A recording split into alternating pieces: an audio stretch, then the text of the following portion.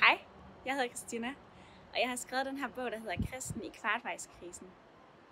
Den handler om alt det skønne, smukke, sjove, svære, forvirrende, rodet og den her uro, der kan også være ved at være kvartvejs i livet.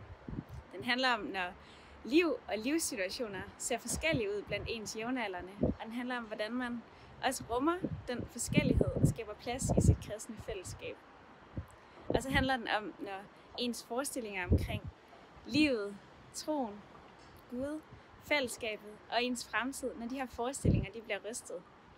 Jeg har skrevet den her bog med et kæmpe ønske om, at du kvartvejs i livet kommer til at få en oplevelse af, at du ikke er den eneste, der synes, at livet kan rode eller rode med dig.